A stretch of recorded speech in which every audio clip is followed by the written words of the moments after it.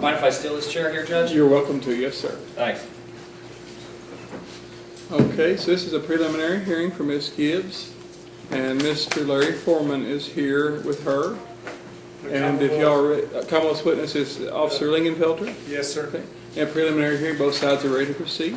Yes, Your Honor. Okay, officer, do you swear from testimony you're about to give is the truth? I do. Okay. Mr. Braboy. State your name for the record, sir. Jack Lingenfelter. And are you familiar with Lindsay Renee Gibbs seated at council table? Yes. And on or about the day after Christmas last year, December 26th, you had the occasion to charge her with wanton endangerment first degree, a Class D felony, along with DUI and leaving the scene of an accident. Would you tell the court how you came to encounter Miss Gibbs and why you placed these charges against her? I received a call from the clerk at Main Street Liquor with the complaint that there was a female with a young child in the car unsecure. Clerk felt like the driver of that car was intoxicated, and the car left westbound on Main Street. I responded to the call. Just a few minutes later, I got a call of a hit and run accident on Main Street just west of the line. Talked to the driver of the other car. She couldn't provide any type of vehicle description as far as what the other car looked like that had hit her, other than it hit her and left. At that time, there was some debris on the road. It looks like both cars had sideswiped and knocked each other's mirrors off. I found the mirror components to the vehicle that was there, and a silver mirror, silver or white mirror, whatever it was, on Main Street. The clerk from the liquor store had also provided a registration plate on the car that had been at the liquor store. Went to the address on that registration. Found the car with the mirror missing, driver's side mirror. And I made contact out with Ms. Gibbs' grandfather who lived at the residence. He advised that the mother of the child had come and picked up the child, that the child was uninjured from the accident. He advised that he did not believe Ms. Gibbs had been using any drugs whatsoever, just alcohol. I arrested Ms. Gibbs from her bedroom. She refused blood at the hospital. I followed up with the child's mother. The mother advised that the child was fine, was uninjured from the accident. It was more concerned that the child felt like she had done something wrong and was shook up more from that than from the accident. And you said that happened here in the city of Cadiz, which is in Trigg County. Correct. You stated that as far as the DUI was concerned, she refused refused the test. Correct.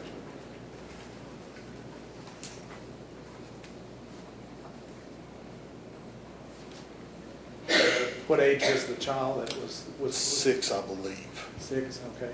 And do you know what the relationship between Miss Gibbs and the child was? I do not. Okay.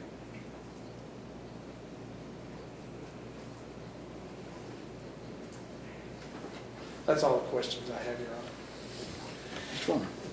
Thank you, Judge. I'm sorry, what was your name again, officer? Jack Lingenfelter. Lingenfelter. Lingenfelter? Are you a trooper or officer? No, just city patrolman. City Patrol? So, just so I'm clear, did you perform any field sobriety tests on Ms. Gibbs? I did not. You stated that somebody in the liquor store saw Ms. Gibbs, right? And the vehicle, the license plate of the vehicle from the person in the liquor store was the vehicle that you ran and the address that you arrived at later on, correct? Correct. You never saw Ms. Gibbs behind the wheel, right? I never saw her driving whatsoever.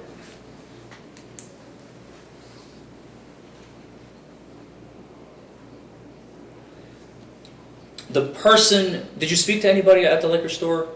The clerk is my wife. Did she see Ms. Gibbs behind the wheel? Yes, she later identified Ms. Gibbs through a Facebook post.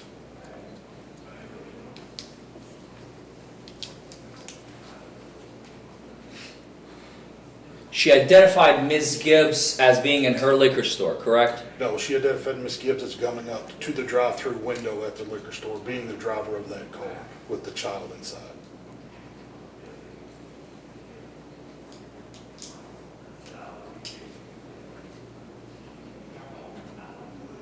Did you make contact with the individual that was in the accident, at the accident scene where the accident occurred?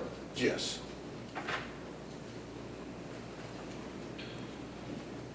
What was the damage to the vehicle? It was minor damage. It looked like a side swipe, some scratches, some dents. The mirrors had been knocked off.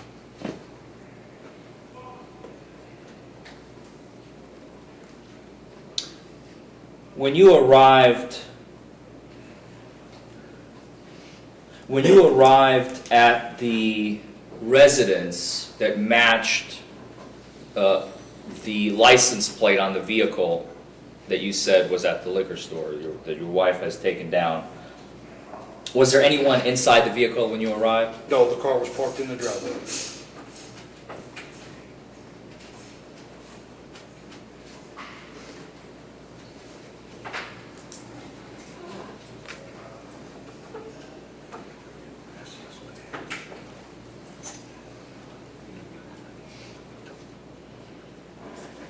You stated that your wife, the owner of the liquor store, She's not the owner. She just or works at Right. works at the liquor store. She, and I think you used these words, felt that Ms. Gibbs was intoxicated. yes.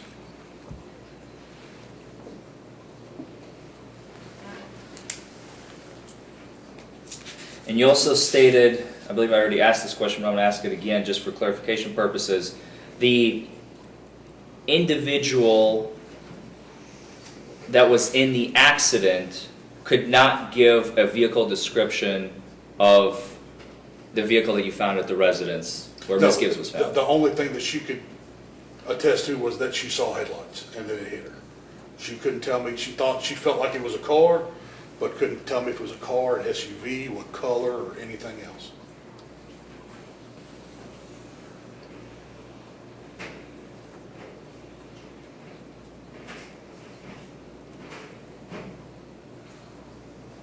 How long did your entire investigation take from start to finish, would you say? Meaning, let me clarify, from the moment of the accident to the moment where you arrived at Ms. Gibbs' residence? I don't remember. I can tell you for sure.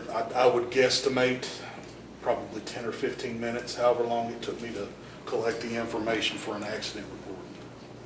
No further questions. Mr. Braboy? In that regard, when you check into to an automobile accident, do you have communications with dispatch? Yes. And when you depart the scene, do you have communications with dispatch? Yes. And I take it then when you arrived at the subject's address, you would have also made contact with dispatch. Yes. So all of those times are recorded. Yes. No further question. No follow-up. Okay, all right, you may step down, officer. Thank you. Any other proof of the Commonwealth? That is the proof of the Okay. Mr. Forman, any proof? No, Judge. Okay. Argument? Okay, yes, sir.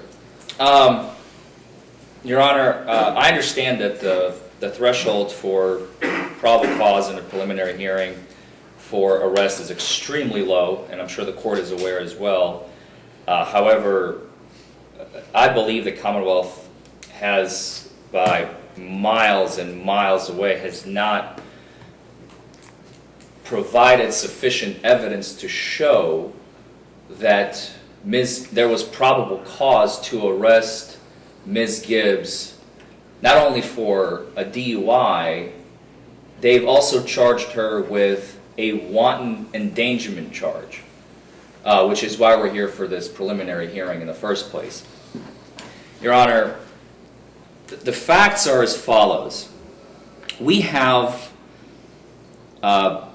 Ms. Gibbs being placed and later identified through a Facebook post of an individual who's not even here to testify All we heard was hearsay, which is permissible in probable cause hearings. I will grant the Commonwealth that. But that, of the one statement of one witness that we don't even have here in the court this morning, which is easily subpoenaed, easily brought to this courtroom, especially since she is related to the officer, I think it would be absolutely no problem for the Commonwealth to have done so. Well, do you want to come back and we'll have that witness for you? No, Your Honor, the proof has been submitted. I would object to that. All right. It is the Commonwealth's burden. The defense has absolutely no burden here, Your Honor.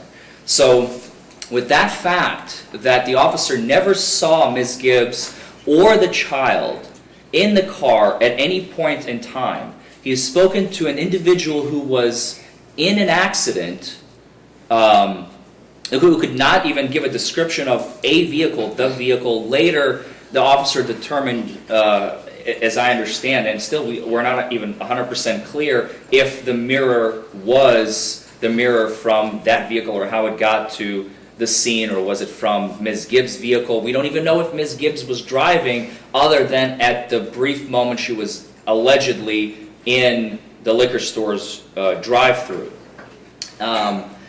Your Honor, there's not a scintilla of evidence that the Commonwealth has provided to show that Ms. Gibbs was under the influence. There were no field sobriety tests performed. There was no breath, no blood, no preliminary breath test, meaning a PBT. There was no breath test at the station.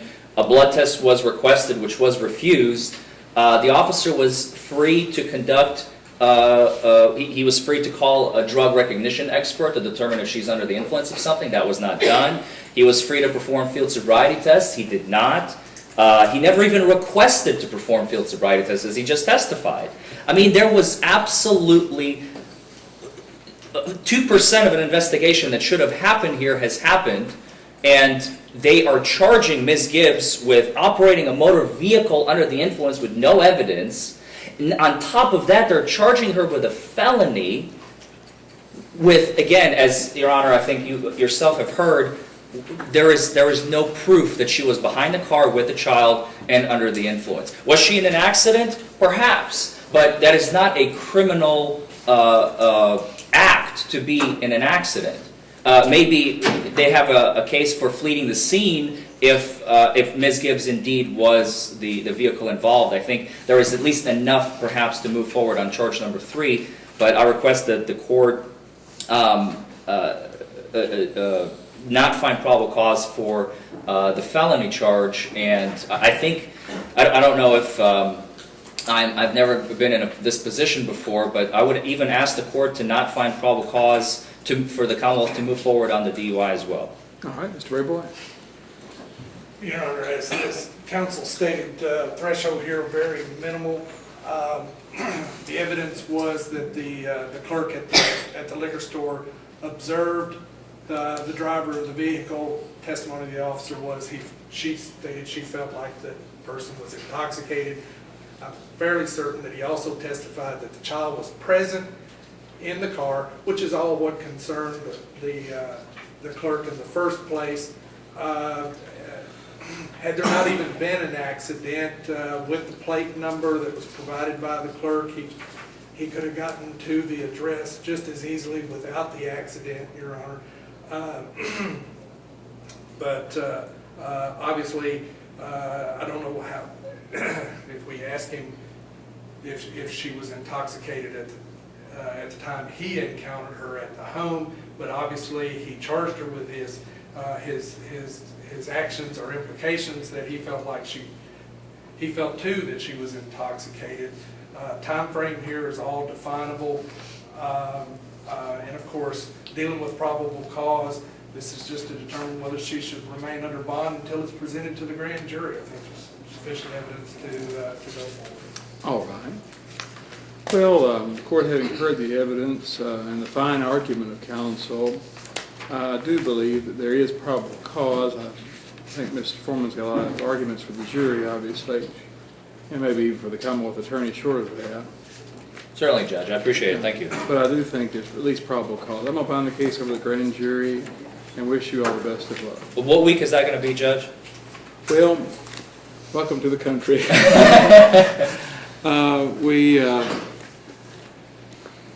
Our next circuit rule day will be the second Wednesday of April. We've already had have we had our, no, it's tomorrow indeed. So I doubt the grand jury will hear the case tomorrow. They probably would hear it in April. Of course, we don't have any control, but they would meet probably April the 10th. Probably April the 10th. Your best bet is to call Ms. Wiggins, 388-94-270. 388-94-94, and might talk to her, and might even talk to her about the case a little bit before she presents the case, you know. Sure. 388-94-94. I would assume the earliest they would present would be April the 10th. Mm-hmm. And then you might get a return back on the second Wednesday of May. Second Wednesday of May. So but we don't control that. Sounds like Davis County. Right, there's no guarantee, yeah. Very similar, yeah. Right, so we'll bind it over, wish you all the best of luck, okay? Thank you, Your Honor. Appreciate it. Thank you all. That's all I have. May I be excused? You may, yes, sir. Thank you. Thank you all.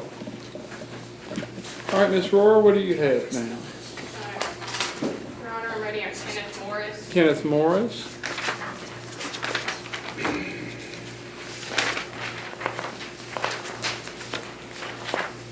All right, Mr. Morris. Your Honor, we've received discovery in this case. I think we'd like to go ahead and set a suppression hearing. Okay, what day would you like to do that? If we could do